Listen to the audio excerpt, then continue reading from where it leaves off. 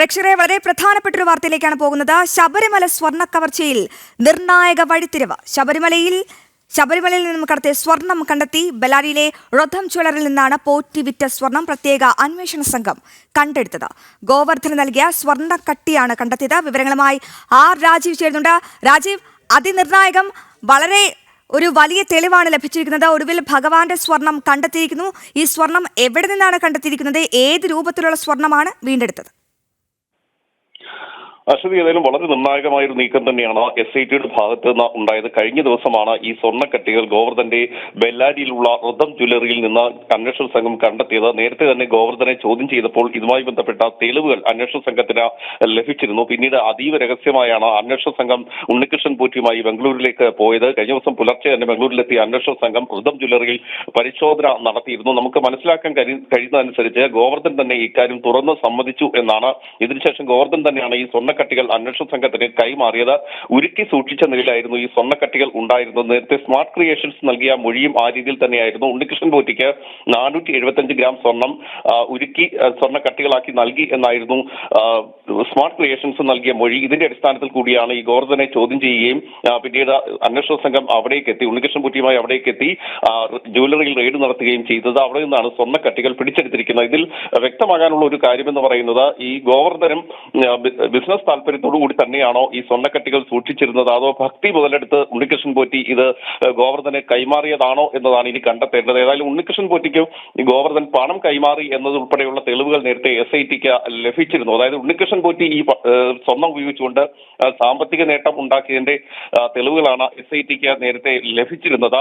ഇതിനുശേഷമാണ് ഈ ഗോവർദ്ധൻ എന്തിനിത് വാങ്ങി എന്നത് സംബന്ധിച്ച് കൂടുതൽ വ്യക്തത വരുത്തേണ്ടതുണ്ട് എന്നാണ് SIT അറിയിച്ചിരിക്കുന്നത്. കാരണം ഈ സ്വർണം അദ്ദേഹം ഭക്തിപൂർവ്വം വാങ്ങി അവിടെ സൂക്ഷിച്ചതാണോ എന്നതാണ് അന്വേഷണ സംഘത്തിന്റെ സംശയം. നിലവിൽ ലഭിച്ചിരിക്കുന്ന മൊഴി അനുസരിച്ചാണെങ്കിൽ ആ രീതിയിലാണ്. അതായത് ശബരിമലയുള്ള ഒരു സ്വർണ്ണമായതുകൊണ്ട് താൻ ഭക്തിപൂർവ്വം വാങ്ങി ഈ ജ്വല്ലറിയിൽ സൂക്ഷിച്ചിരിക്കുകയാണ് എന്നായിരുന്നു ഗോവർദ്ധൻ നൽകിയ മൊഴി. ഈ കാര്യത്തിലാണ് ഇനി അന്വേഷണ സംഘത്തിന് കൂടുതൽ വ്യക്തത വരുത്തേണ്ടത്. കാരണം 2019 ഈ സ്വർണം ഗോവർദ്ധന് ലഭിക്കുന്നത്. അതിനുശേഷം ഇത്രയും നാൾ അവിടെ സൂക്ഷിക്കുക എന്ന് പറയുമ്പോൾ തീർച്ചയായും അതൊരു ഭക്തിയുടെ ഭാഗമായി സൂക്ഷിച്ചിരിക്കാം എന്നാണ് അന്വേഷണ സംഘത്തിന്റെ നിഗമനം. അതായത് ഉണ്ണികൃഷ്ണൻ പോറ്റി ഈ സ്വർണം ഗോവർദ്ധന് വിൽക്കുകയും ഗോവർദ്ധൻ ഈ സ്വർണം അവിടെ സൂക്ഷിക്കുകയും ചെയ്തു. അതിനുശേഷം ഗോവർദ്ധൻ തന്നെയാണ് ഈ ദ്വാരപാലക ശില്പത്തിൽ സ്വർണം പൂശുന്നതിനുള്ള വീണ്ടും സ്വർണം കൈമാറിയത്. അതായത് പകരം സ്വർണം കൈമാറിയതും ഈ ഗോവർദ്ധനാണ്. അതുകൊണ്ട് തന്നെയാണ് ഇക്കാര്യത്തിൽ കൂടുതൽ വ്യക്തത വേണമെന്ന് SIT കരുതുന്നത്. കൂടുതൽ ചോദ്യം ചെയ്യലുകൾ ഏതായാലും ഉണ്ടാകുമെന്ന കാര്യത്തിൽ സംശയമില്ല. ഗോവർദ്ധനെ കൂടി പ്രതിയാക്കാനുള്ള സാധ്യത ഇപ്പോൾ നിലനിൽക്കുന്നുണ്ട്.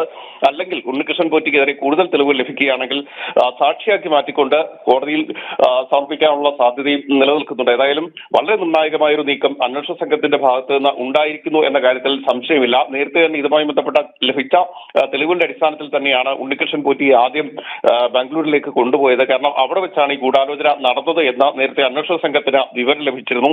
ഈ ഒരു പശ്ചാത്തലത്തിൽ കൂടിയായിരുന്നു ഉണ്ണികൃഷ്ണൻ പോറ്റിയുമായി ഈ പ്രത്യേക അന്വേഷണ സംഘം ബാംഗ്ലൂരിലേക്ക് പോവുകയും കഴിഞ്ഞ ദിവസം തന്നെ ഈ റൊഥം ജ്വല്ലറിയിലേക്ക് എത്തുകയും അവിടെ പരിശോധന നടത്തുകയും ചെയ്തത്. കാര്യമായ എതിർപ്പില്ലാതെ തന്നെ ഗോവർദ്ധൻ ഈ സ്വർണ്ണ പാളികൾ, അതായത് ഉരുക്കി സൂക്ഷിച്ചിരുന്ന ഈ സ്വർണ്ണപ്പാളികൾ നൽകി എന്നാണ് നമുക്ക് മനസ്സിലാക്കാൻ കഴിയുന്നത്. ഏതായാലും കൂടുതൽ വിശദമായ ചോദ്യം ചെയ്യലുകൾ ഇന്നുണ്ടാകും എന്നും രാജീവ്, ഒരു ചോദ്യം, എത്ര നാളായാണ് ഈ സ്വർണം ഗോവർദ്ധന്റെ കയ്യിലുള്ളത്? മാത്രമല്ല, ഇത് ശബരിമലയിൽ നിന്ന് കട്ട സ്വർണമാണെന്ന് എങ്ങനെയാണ് അന്വേഷണ സംഘം സ്ഥിരീകരിച്ചത്?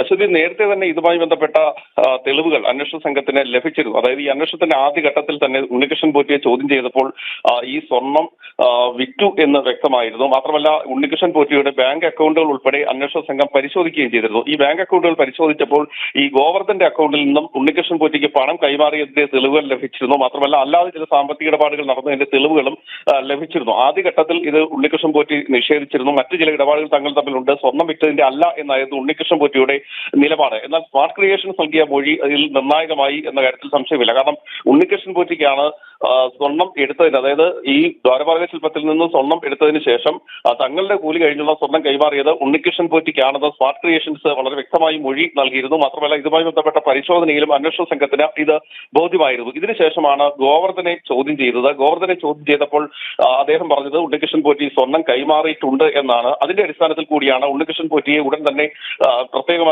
ബംഗളൂരിലേക്ക് എത്തിച്ചത്. അതീവ രഹസ്യമായി തന്നെ ബംഗളൂരിലേക്ക് എത്തിക്കുകയും ഈ ബെല്ലാരിയിലുള്ള റൊഥം ജ്വല്ലറിയിലേക്കാണ് എത്തിച്ചത്. അവിടെയാണ് ഇത് സൂക്ഷിച്ചിരുന്നത്. അതായത് 2019 ഉണ്ണികൃഷ്ണൻ പോറ്റി ഇത് കൈമാറിയതിനു ശേഷം അവിടെ തന്നെയായിരുന്നു ഈ സ്വർണ്ണ പാളികൾ സൂക്ഷിച്ചിരുന്നത്. അത് ഉരുക്കി സ്വർണ്ണക്കട്ടികളാക്കി അവിടെ സൂക്ഷിച്ചിരിക്കുകയായിരുന്നു. ഈ സ്വർണ്ണക്കട്ടികൾ തന്റെ ജ്വല്ലറിയിൽ സൂക്ഷിച്ചാൽ തനിക്ക് കൂടുതൽ ഐശ്വര്യം ഉണ്ടാകും, ഭഗവാന്റെയാണ് ഈ സ്വർണ്ണ കട്ടികൾ, അതുകൊണ്ട് തന്നെ അത് സൂക്ഷിച്ചാൽ ഐശ്വര്യം ഉണ്ടാകും എന്നൊരു വിശ്വാസത്തിന്റെ പുറത്താണ് ഇത് സൂക്ഷിച്ചത് എന്ന ഒരു മൊഴി ഗോവർദ്ധൻ നൽകിയിട്ടുണ്ട്. പക്ഷേ അന്വേഷണ സംഘം ഇത് പൂർണ്ണമായും വിശ്വസിച്ചിട്ടില്ല. രാജീവ്, ഈ പിടിച്ചെടുത്ത സ്വർണത്തിന് അതിന് എത്രത്തോളം തൂക്കം വരും?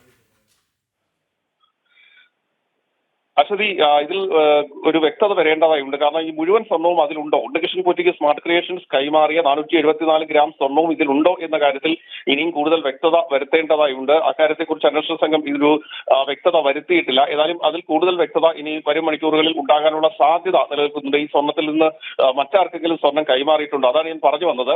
ഈ ഗോവർദ്ധൻ ഇപ്പോൾ പറയുന്ന അനുസരിച്ചാണെങ്കിൽ താൻ ഭക്തി കൊണ്ടാണ് ഈ സ്വർണം വാങ്ങി തന്റെ ജ്വല്ലറിയിൽ സൂക്ഷിച്ചത് എന്നാണ്. പക്ഷേ ഇക്കാര്യത്തിൽ അന്വേഷണ സംഘത്തിന് കൂടുതൽ വ്യക്തത വരുത്തേണ്ടതായുണ്ട്. ഇത് പൂർണ്ണമായും അന്വേഷണ സംഘം വിശ്വസിക്കുന്നില്ല. അന്വേഷണ സംഘം പറയുന്ന സാധ്യതകളിൽ ഒന്ന് ഗോവർദ്ധൻ പറയുന്ന പോലെ ഭക്തി കൊണ്ട് ഇവിടെ സൂക്ഷിച്ചിരിക്കാം. പക്ഷേ രണ്ടാമത്തെ ഒരു സാധ്യത എന്ന് പറയുന്നത്, നമുക്കറിയാം മറ്റു സംസ്ഥാനങ്ങളിൽ ഇത് വിൽപ്പനയ്ക്ക് വെച്ച് കഴിഞ്ഞാൽ അതിൽ കൂടുതൽ പണം ലഭിക്കാനുള്ള സാധ്യതയുണ്ട്. ഭഗവാന്റേതാണ് ഈ സ്വർണം, അത് പറഞ്ഞ് മറ്റു ഭക്തരെ വിശ്വസിപ്പിച്ചതിന് ശേഷം ഇത് കൂടുതൽ തുകയ്ക്ക്, അതായത് വിപണി മൂല്യത്തിനും അപ്പുറം തുകയ്ക്ക് വിൽക്കാനുള്ള ഒരു സാധ്യത ഉണ്ട്. അതുകൊണ്ട് തന്നെ ഈ സ്വർണ്ണക്കട്ടികൾ മുറിച്ച് പിന്നീട് ഗോവർദ്ധൻ വിൽപ്പന നടത്തിയിട്ടുണ്ടോ എന്ന കാര്യത്തിലാണ് ഇനി കൂടുതൽ വ്യക്തത വരേണ്ടതായുണ്ട്.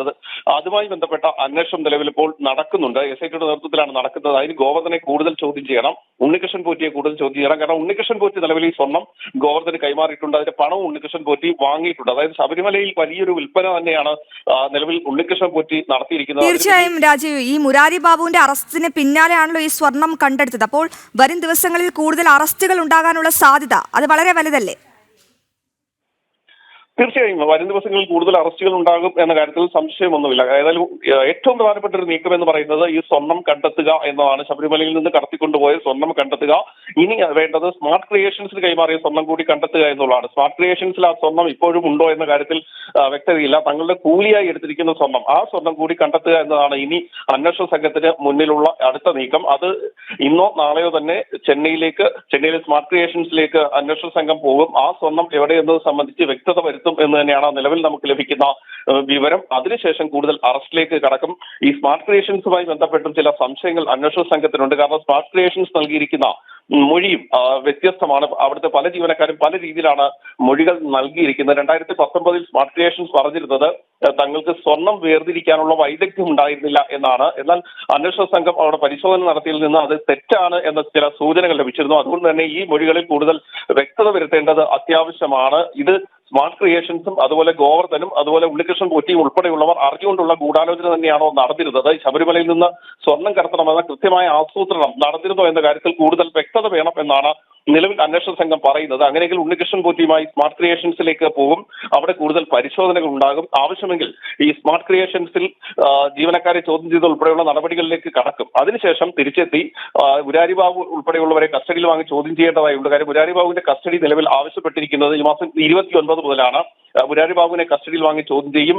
ഉണ്ണികൃഷ്ണൻ പോറ്റിയെയും മുരാരി ബാബുവിനെയും കസ്റ്റഡിയിൽ വാങ്ങി ചോദ്യം ചെയ്ത ശേഷമായിരിക്കും അടുത്ത നീക്കത്തിലേക്ക് അന്വേഷണ സംഘം പോവുക. അതായത് ഉന്നത തലങ്ങളിൽ നടത്തിയ അന്വേഷണം, ആരൊക്കെ ഉന്നതർ ഇതിൽ ഇടപെട്ടിട്ടുണ്ട്, അന്നത്തെ ദേവസ്വം ബോർഡിന് ഇതിൽ പങ്കുണ്ട്, ദേവസ്വം ബോർഡ് അംഗങ്ങൾക്ക് പങ്കുണ്ട് എന്ന് വളരെ കൃത്യമായി തന്നെ അന്വേഷണ സംഘം നിലവിൽ മനസ്സിലാക്കുന്നുണ്ട്. ഹൈക്കോടതിയും ആ നിഗമനത്തിലേക്കാണ് എത്തിയിരിക്കുന്നത്. മാത്രമല്ല ഇപ്പോഴത്തെ ദേവസ്വം ബോർഡിനും ഇതിൽ നിന്ന് ഒഴിഞ്ഞു മാറാൻ കഴിയില്ല എന്ന് ഹൈക്കോടതി വ്യക്തമാക്കിയിരിക്കുന്ന സാഹചര്യമുണ്ട്. അതുകൊണ്ട് തന്നെ അന്വേഷണ സംഘത്തിന് ആ തലത്തിലുള്ള അന്വേഷണത്തിലേക്ക് പോയേ തീരൂ. ആ സമയത്ത് ദേവസ്വം ബോർഡ് പ്രസിഡന്റായിരുന്ന A. പത്മകുമാർ, ശങ്കർദാസ് ഉൾപ്പെടെയുള്ളവരെ ചോദ്യം ചെയ്യേണ്ടത് അത്യാവശ്യമാണ്. അവർക്ക് പങ്കുണ്ട് എന്ന് നിലവിൽ മുരാരി ബാബു നൽകിയ മൊഴിയിൽ വ്യക്തമാണ്. മാത്രമല്ല ഇപ്പോഴത്തെ ദേവസ്വം ബോർഡ് പ്രസിഡന്റ് ഉൾപ്പെടെയുള്ളവർക്കും ഇതിൽ നിന്ന് ഒഴിഞ്ഞു മാറാൻ കഴിയില്ല എന്ന് ഹൈക്കോടതി വ്യക്തമാക്കിയിട്ടുണ്ട്. അന്നത്തെ ദേവസ്വം ബോർഡ് കമ്മീഷണറും അതുപോലെ തന്നെ പിന്നീട് ദേവസ്വം ബോർഡ് പ്രസിഡന്റുമായ N. വാസു ഉൾപ്പെടെയുള്ളവരെ ചോദ്യം ചെയ്യേണ്ടതായുണ്ട്. ആ തലത്തിലേക്ക് അന്വേഷണം കൊണ്ടുപോകേണ്ട ആവശ്യം നിലനിൽക്കുന്നുണ്ട്. അതിൽ ഏറ്റവും നിർണായകമാണ് ഈ സ്വർണം കണ്ടെത്തുക എന്നത്. ആ കാര്യം SITക്ക് സാധിച്ചിരിക്കുന്നു. ഇനി വേണ്ടത് മറ്റു തലങ്ങളിലേക്കുള്ള അന്വേഷണമാണ്. അതാണ് ഏറ്റവും ഈ കേസിൽ നിർണായകമാകുന്ന അടുത്ത നീക്കം. കാരണം ഉന്നത തലങ്ങളിൽ എന്തൊക്കെ പങ്കാണ് നടന്നത്, ഉന്നത തലങ്ങളിൽ എന്തൊക്കെ ഗൂഢാലോചന നടന്നു എന്നത് സംബന്ധിച്ചാണ് ഇനി പുറത്തു വരേണ്ടത്. രാജീവ്, നോക്കൂ, ഈ സ്വർണം എന്നത് പറയുന്നത് അതൊരു നിർണായക തെളിവാണ്. ഇത് ഗോവർദ്ധന മൊഴിയിൽ നിന്നുമാണോ ഈ സ്വർണം കണ്ടെത്തിയത്, അതോ ഉണ്ണികൃഷ്ണൻ പോറ്റി നൽകിയ മൊഴിയിലാണോ ഈ സ്വർണം കണ്ടെത്തിയത്? അശ്വതി, വിറ്റു എന്നത് സംബന്ധിച്ച് ഉണ്ണികൃഷ്ണൻ പോറ്റി തന്നെ നേരത്തെ വ്യക്തമാക്കിയിരുന്നു. ഇതിന്റെ അടിസ്ഥാനത്തിൽ തന്നെയാണ് ഗോവർദ്ധനിലേക്ക് അന്വേഷണം എത്തിയത്. ഗോവർദ്ധന് വിറ്റു എന്നാണ് ഉണ്ണികൃഷ്ണൻ പോറ്റി നൽകിയിരുന്ന മൊഴി. ഇതുമായി ബന്ധപ്പെട്ട മറ്റ് ശാസ്ത്രീയമായ ചില തെളിവുകൾ കൂടി അന്വേഷണ സംഘത്തിന് ലഭിച്ചിരുന്നു. അത് ഞാൻ നേരത്തെ സൂചിപ്പിച്ചതുപോലെ ഉണ്ണികൃഷ്ണൻ പോറ്റിയുടെ അക്കൗണ്ടിലേക്ക് എത്തിയ പണം, മാത്രമല്ല മറ്റു ചില സാമ്പത്തിക ഇടപാടുകൾ, അത് ബംഗളൂരു കേന്ദ്രീകരിച്ചുകൊണ്ടാണ് എന്ന് നേരത്തെ വിവരം ലഭിച്ചിരുന്നു.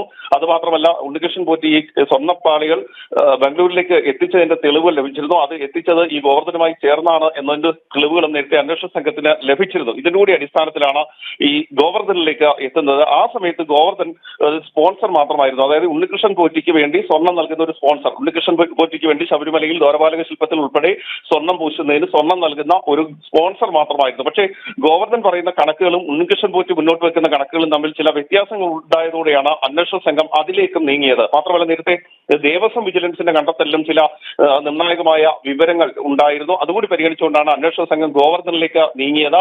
എന്നാൽ ഗോവർദ്ധനിലേക്ക് നീങ്ങിയപ്പോൾ ആദ്യഘട്ടത്തിൽ ഗോവർദ്ധൻ ഇത് സമ്മതിക്കാൻ തയ്യാറായിരുന്നില്ല. പിന്നീട് ശാസ്ത്രീയ തെളിവുകൾ ഉൾപ്പെടെ മുന്നോട്ട് വെച്ചപ്പോഴാണ് ഗോവർദ്ധൻ സ്വർണ്ണത്തെക്കുറിച്ച് കൃത്യമായ വിവരങ്ങൾ നൽകിയത്. ഇതിന്റെ അടിസ്ഥാനത്തിൽ റതൻ ജ്വല്ലറിയിലേക്ക് തന്നെ നേരിട്ട് അന്വേഷണ സംഘം എത്തുകയായിരുന്നു. നേരത്തെ തന്നെ അന്വേഷണ സംഘത്തിന് വളരെ വ്യക്തമായി അറിയാമായിരുന്നു ഈ ജ്വല്ലറിയിൽ ഈ സ്വർണം സൂക്ഷിച്ചിട്ടുണ്ടെന്ന്. കാരണം അത്തരം സൂചനകൾ തന്നെയായിരുന്നു ഗോവർദ്ധൻ നൽകിയിരുന്നത്.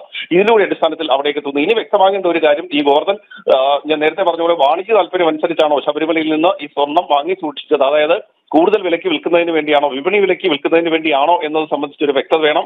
നിലവിൽ ഗോവർദ്ധൻ നൽകിയിരിക്കുന്ന മൊഴി അനുസരിച്ചാണെങ്കിൽ അങ്ങനെയല്ല. ഭക്തിപൂർവ്വം ഇത് വാങ്ങി സൂക്ഷിക്കുകയായിരുന്നു. അത് തന്റെ ജ്വല്ലറിയിൽ ഇരുന്നാൽ തനിക്ക് കൂടുതൽ ഐശ്വര്യം വരുമെന്ന് കരുതിയാണ് അത് സൂക്ഷിച്ചത് എന്നാണ് പറയുന്നത്. പക്ഷേ ആ രീതിയിലാണോ കാര്യങ്ങൾ എന്ന് കണ്ടെത്തേണ്ടത് അത്യാവശ്യമാണ്. 2019 മുതൽ ഏതായാലും ഈ സ്വർണം അവിടെ സൂക്ഷിച്ചിരുന്നു എന്നത് വ്യക്തമാണ്. മാത്രമല്ല ഇതിൽ നേരത്തെ നമ്മൾ പറഞ്ഞതുപോലെ തന്നെ സ്വർണത്തിൽ കുറവ് വന്നിട്ടുണ്ടെങ്കിൽ, അതായത് സ്മാർട്ട് ക്രിയേഷൻസ് നൽകിയിരിക്കുന്ന മൊഴി പ്രകാരം കുറവ് വന്നിട്ടുണ്ടെങ്കിൽ ആ സ്വർണം മറ്റാർക്കെങ്കിലും നൽകിയിട്ടുണ്ടാകാം. അത് ഈ രീതിയിലാണ്. സ്വർണത്തിന്റെ വിപണി മൂല്യം നമുക്ക് ഈ ഘട്ടത്തിൽ മനസ്സിലാക്കാൻ കഴിയില്ല. കാരണം ഈ ശബരിമലയിൽ നിന്ന് കൊണ്ടുപോയ സ്വർണ്ണമാണ്. അതുകൊണ്ട് തന്നെ അതിന് നമ്മുടെ ഇപ്പോഴത്തെ വിപണി അനുസരിച്ചുള്ള സ്വർണ്ണവിലയൊന്നും കണക്കാക്കാൻ കഴിയില്ല. പല ഭക്തർക്കും എത്ര കോടി വേണമെങ്കിലും നൽകി ആ സ്വർണം വാങ്ങാൻ താല്പര്യമുള്ളവരുണ്ടാകാം, ആഗ്രഹമുള്ളവരുണ്ടാകാം. ആ ഒരു സാഹചര്യത്തിലാണ് ഇതിനെ സംബന്ധിച്ച് കൂടുതൽ വിശദമായ അന്വേഷണത്തിലേക്ക് SIT പോകുന്നത്. അശ്വതി, രാജീവ്, ഈ പോറ്റി കൃത്യമായി ഗോവർദ്ധനോട് പറഞ്ഞിരുന്നു ഇത് ശബരിമലയിലെ സ്വർണമായിരുന്നു എന്ന്. ഗോവർദ്ധനം ഇതിനെപ്പറ്റി കൃത്യമായ അറിവുണ്ടായിരുന്നോ? തീർച്ചയായും ഗോവർദ്ധന് ഇത് സംബന്ധിച്ച് വളരെ കൃത്യമായി അറിവുണ്ടായിരുന്നു. കാരണം സ്മാർട്ട് ക്രിയേഷൻസിൽ നിന്ന് ഈ സ്വർണം കൈമാറുമ്പോൾ തന്നെ ഇത് ശബരിമലയിലെ സ്വർണ്ണമാണ് എന്ന് കൃത്യമായ അറിവുണ്ടായിരുന്നു. മാത്രമല്ല ഈ ദ്വാരപാലക ശില്പത്തിൽ സ്വർണം പൂശുന്നതിന് വേണ്ടി ഗോവർദ്ധൻ കൂടിയാണ് ഈ സ്പോൺസർഷിപ്പിൽ പങ്കാളിയാവുകയും സ്വർണം കൈമാറുകയും ചെയ്തത്. ഗോവർദ്ധന്റെ ജ്വല്ലറിയിൽ നിന്ന് സ്വർണം കൈമാറിയെന്നാണ് SIT കണ്ടെത്തിയിരിക്കുന്നത്. ഞാൻ നേരത്തെ പറഞ്ഞ പോലെ തന്നെ ആ ഘട്ടത്തിൽ ഗോവർദ്ധൻ ഒരു സ്പോൺസർ മാത്രമായിരുന്നു. ശബരിമലയിലേക്ക് സ്വർണം നൽകുന്ന, ഉണ്ണികൃഷ്ണൻ പോറ്റിക്ക് വേണ്ടി സ്വർണം നൽകുന്ന ഒരു സ്പോൺസർ മാത്രമായിരുന്നു ഗോവർദ്ധൻ എന്ന കാര്യത്തിൽ സംശയമില്ല. അതിനുശേഷമാണ് ഈ രീതിയിലുള്ള ഒരു തട്ടിപ്പിലേക്ക് മാറുന്നത്. ഈ തട്ടിപ്പിൽ ഇനി പുറത്തു വരേണ്ടത് ഗോവർദ്ധന്റെ യഥാർത്ഥ പങ്കാണ്. ഗോവർദ്ധൻ പറയുന്ന പോലെ താൻ ശബരിമലയിൽ നിന്നുള്ള സ്വർണം വാങ്ങി സൂക്ഷിച്ചു, അതിന് പകരം ഉണ്ണികൃഷ്ണൻ പോറ്റിക്ക് പണം നൽകി എന്നത് മാത്രമാണെങ്കിൽ അന്വേഷണ സംഘം മറ്റ് മാർഗങ്ങൾ തേടും. കാരണം ഗോവർദ്ധൻ സാക്ഷിയാകാനുള്ള ഒരു സാധ്യത നിലനിൽക്കുന്നുണ്ട്. അതല്ല ബോധപൂർവം തന്നെ ഇത് വാണിജ്യ താല്പര്യം മുൻനിർത്തി സ്വർണം വാങ്ങിയതാണെങ്കിൽ ഉണ്ണികൃഷ്ണൻ പോറ്റിക്കൊപ്പം ഗോവർദ്ധൻ കൂടി പ്രതിയാകുമെന്ന കാര്യത്തിൽ സംശയമില്ല. ഇക്കാര്യത്തിലാണ് ഇനി കൂടുതൽ വ്യക്തത വരേണ്ടത്. ഏതായാലും ഇരുവരെയും ഒരുമിച്ചിരുത്തിയുള്ള ചോദ്യം ചെയ്യലുകൾ, അതിനുശേഷം ഗോവർദ്ധനെ കൂടി കസ്റ്റഡിയിലെടുത്ത് തിരുവനന്തപുരത്തേക്ക് എത്തിക്കണം. SITയുടെ നേതൃത്വത്തിൽ ഇവിടെ എത്തിച്ച് കൂടുതൽ പരിശോധനകൾ നടത്തണം, അന്വേഷണം നടത്തണം. അതിനു മുന്നോടിയായി സ്മാർട്ട് ക്രിയേഷൻസിലേക്ക് വീണ്ടും ഉണ്ണികൃഷ്ണൻ പോറ്റിയുമായി പോകണം. സന്നിധാനത്തേക്ക് ഇരുവരെയും എത്തിക്കണം. സന്നിധാനത്ത് ഉൾപ്പെടെ SITയുടെ പരിശോധന ഉണ്ടാകും. ഇതുമായി ബന്ധപ്പെട്ട കൂടുതൽ അന്വേഷണങ്ങളിലേക്ക് പോകും. 29-ാം തീയതി മുരാരി ബാബുവിനെ കസ്റ്റഡിയിൽ വാങ്ങി ചോദ്യം ചെയ്യും. ഇതിനുശേഷം ഉണ്ണികൃഷ്ണൻ പോറ്റിയുമായി ഒരുമിച്ചിരുത്തിയുള്ള ചോദ്യം ചെയ്യലുണ്ടാകും. അവിടെയാണ് ഈ ഉന്നത തലത്തിൽ നിന്നുള്ള ഗൂഢാലോചനയെ കുറിച്ച് കൂടുതൽ വ്യക്തത വരേണ്ടത്. ഈ സ്വർണത്തിന് എത്ര വില ലഭിച്ചു, ഈ സ്വർണം എവിടെയൊക്കെ മറ്റ് വിൽപ്പന നടത്തിയിട്ടുണ്ട് എന്നതുൾപ്പെടെയുള്ള കാര്യങ്ങളിൽ കൂടുതൽ വ്യക്തത വരേണ്ടതായുണ്ട്. ഇപ്പോഴും ദ്വാരപാലക ശില്പത്തിലെ സ്വർണ്ണത്തെക്കുറിച്ച് മാത്രമാണ് ഈ അന്വേഷണം നടക്കുന്നത്. ഈ കട്ടിളപ്പാളികളുമായി ബന്ധപ്പെട്ട സ്വർണം അതും ഉണ്ണികൃഷ്ണൻ പോറ്റി തന്നെയാണ് കൊണ്ടുപോയത്. ഉണ്ണികൃഷ്ണൻ പോറ്റിക്ക് വേണ്ടി കൽപ്പേഷൻ എന്നയാളെയാണ് ഈ കട്ടിളപ്പാളികൾ കൊണ്ടുപോയത്. അതിൽ നിന്ന് സ്വർണം വേർതിരിച്ചെടുത്തത് എന്ത് ചെയ്തു എന്നുൾപ്പെടെയുള്ള കാര്യങ്ങളിലും കൂടുതൽ വ്യക്തത വരേണ്ടതായുണ്ട്. ആ അന്വേഷണത്തിലേക്കും SIT ഇപ്പോൾ നിലവിൽ കടന്നിട്ടുണ്ട് എന്നാണ് നമുക്ക് മനസ്സിലാക്കാൻ കഴിയുന്നത്. അതിൽ കൂടുതൽ വ്യക്തത വരും ദിവസങ്ങളിൽ ഉണ്ടാകാനുള്ള സാധ്യതയുണ്ട്. അശ്വതി.